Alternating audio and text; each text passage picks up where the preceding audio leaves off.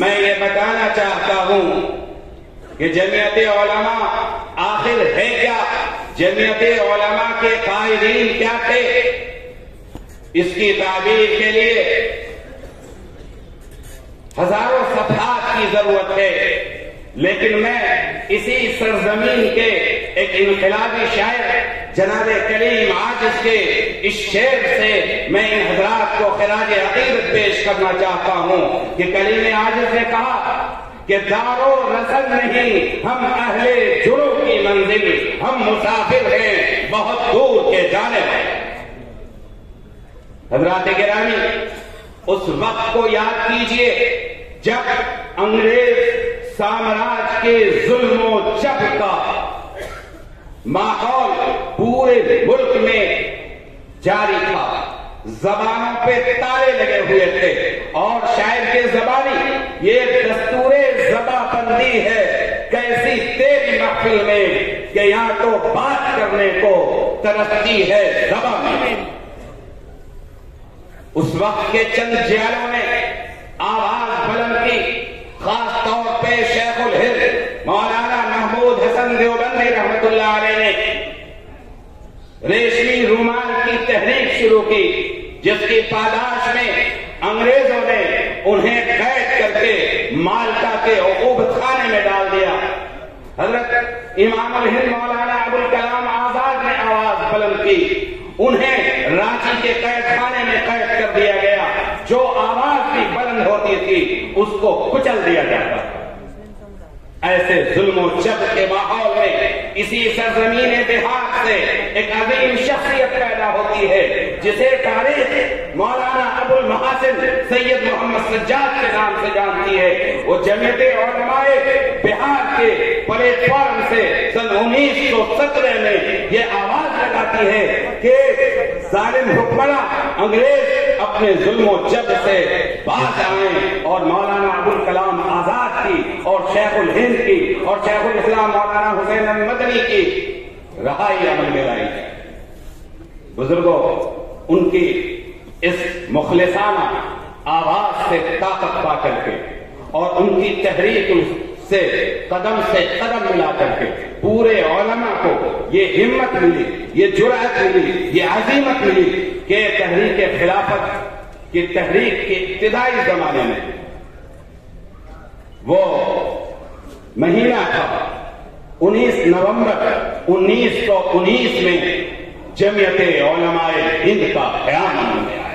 علامہ مناظر حسن گیلانی جو عظیم محقق اور مورخ ہیں لکھتے ہیں کہ وہی جمعیت علماء جو بہار کی سرزمین پہ قائم ہوئی تھی بعد میں آل انڈیا جمعیت علماء کے نام سے جم گئی۔ بزرگوں، یہ جمعیت علماء نے اس وقت انگریز سامراج کو چیلنج کیا اور اس کے خلاف عدم موالات نان کوپریشن موومنٹ چلائی، اور اس سلسلے میں 500 علماء کا متفقہ فتویٰ تیار کیا گیا کہ انگریزوں کے ہر چیز کا بائیکاٹ کیا گیا۔ اس فتویٰ کو مرتب کرنے والی شخصیت حضرت مولانا ابو المحاسن محمد سجاد تھی۔ بزرگوں، آسان نہیں تھا، جس کا نتیجہ یہ ہوا کہ مختلف گرفتاریاں ہوئی، خاص طور پہ جمعیت علماء کے اس وقت کے جو مرکزی قائدین تھے، اور اس موقع پر حضرت مولانا مفتی اعظم مفتی کفایت اللہ صاحب کو گرفتار کیا گیا۔ اس وقت کے جو نائب صدر تھے حضرت مولانا احمد سعید دہلوی صاحب، ان کو گرفتاری کا سامنا کرنا پڑا۔ اسی طریقے سے شیخ الاسلام حضرت مولانا حسین احمد مدنی رحمت اللہ علیہ نے اس فتوے پہ دستخط بھی کیا تھا، ان کے خلاف پھانسی کی سزا کا اعلان کیا گیا، اور کراچی کا وہ خالد دینار حال آج بھی گواہی دیتا ہے جب آپ کے خلاف مقدمہ چلایا جا رہا تھا، لوگوں نے مخلصین نے گزارش کی کہ حضرت آپ یہ فرما دیجئے کہ اس فتوے کے اوپر میرا دستخط نہیں ہے۔ حضرت نے کہا کہ نہیں، یہ ممکن نہیں ہے، حسین احمد دیوبند کی سرزمین سے کفن لے کر کے آیا ہے، اور اس وقت کے اسلحہ برداروں کی طرف اشارہ کر کے کہا کہ لیے پھرتی ہے بلبل چونچ میں گل شہید ناز کی تربت کا۔ بزرگوں، یہ اکابر و اسلاف تھے، ان کی قربانیاں تھیں۔ انہوں نے آزادی سے قبل متحدہ قومیت کا علم بلند کیا، تقسیم ہند کی مخالفت کی اور یہ کوشش کی کہ یہاں کے تمام شہریوں کو برابر کے حقوق حاصل ہو، انہیں فنڈامنٹل رائٹ دیا جائے، مذہب کی آزادی، عقیدے کی آزادی، ثقافت اور کلچر کی حفاظت کی آزادی، زبان و تہذیب کی آزادی۔ الحمدللہ اس ملک کا دستور جمہوری بنا، اس ملک کے دستور میں سیکولرزم کو شامل کیا گیا، لیکن افسوس کے ساتھ کہنا پڑ رہا ہے کہ آج ہمارے ملک کی جمہوریت کو خطرات لاحق ہیں۔ آج پھر زبانوں پہ تالے لگانے کی کوشش کی جا رہی ہے، جو آواز بلند ہوتی ہے اس آواز کو کچلنے کی کوشش کی جاتی ہے، ہمارے پرسنل لا میں مداخلت کی راہ ہموار کی جا رہی ہے، ہمارے نوجوانوں کو دہشت گردی کا الزام لگا کر کے اس کو جیل کے سلاخوں میں ڈالنے کی کوشش کی جا رہی ہے، ایک دہشت کا ماحول قائم کرنے کی کوشش کی جا رہی ہے۔ لیکن قربان جائیے اس جماعت کے اوپر، اس کے عظیم قائدین کے اوپر کہ اپنے بزرگوں سے حوصلہ پاتے ہوئے موجودہ قائد ملت امت اسلامیہ کے آبر حضرت امیر الہند مولانا سید ارشد مدنی دامت برکاتہم، اللہ تعالیٰ ان کی صحت میں، ان کی عمر میں اضافہ فرمائے، ان کے سائے کو دراز فرمائے۔ آپ نے امت کے نونہالوں کو دہشت کے ماحول سے نکالنے کے لیے اعلان کیا کہ جمعیت علماء تمام معصوموں اور مظلوموں کو جس کے اوپر دہشت گردی کا جھوٹا الزام لگایا گیا ہے ان کے مقدمات کی پیروی کرے گی۔ الحمدللہ جمعیت علماء نے ایسے معصوموں کو جن کے اوپر جھوٹا الزام ایجنسیوں نے لگایا تھا ان کو آزاد کرانے، ان کو بری کرانے کا کام کیا۔ کبھی اس کے لیے ہائی کورٹ سے برات ملی، کبھی سپریم کورٹ کا سہارا لینے پڑا، اور الحمدللہ پوری توانائی کے ساتھ یہ سلسلہ جاری ہے۔ شہریت کا معاملہ آیا تو آسام کے شہریوں کو ان کی شہریت کو خطرے میں ڈالنے کی کوشش کی گئی۔ تقریباً 70 لاکھ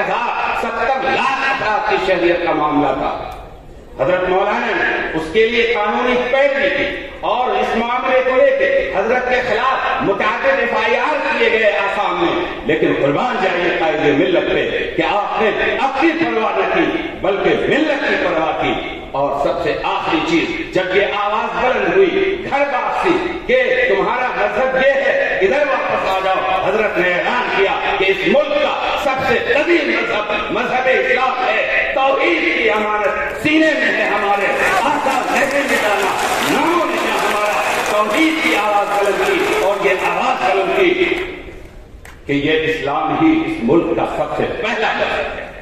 ہم تمہیں دعوت دیتے ہیں کہ جو بزرگوں نے ہمیں اسلاف نے اور اس ملک میں آنے والے رشیوں اور منیوں نے جس چیز کی تعلیم دی تھی وہ وطانیت کی تعلیم دی تھی، اس کی تعلیم ہم پوری دنیا کو دینے کے مکلف ہے۔ ہمیں خیر امت بنایا گیا ہے، انسانیت کی بھلائی کے لیے برپا کیا گیا ہے۔ اس کے علاوہ آزادی کے بعد جمعیت علماء نے سیاسی طور پہ، سماجی طور پہ، معاشی طور پہ، تعلیمی طور پہ امت کو مستحکم کرنے کے لیے سیلاب کے مواقع پہ ریلیف کا کام اور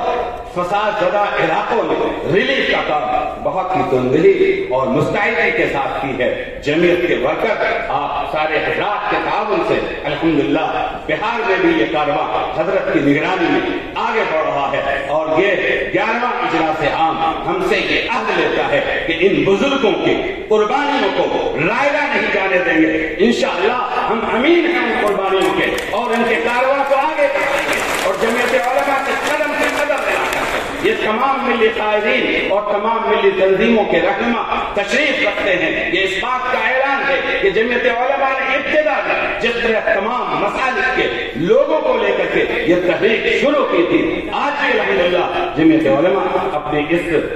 محور پہ گامزن ہے۔ انشاءاللہ آئندہ بھی گامزن رہے گا، آئندہ بھی گامزن رہے گا۔ سبق پڑھ پھر صداقت کا،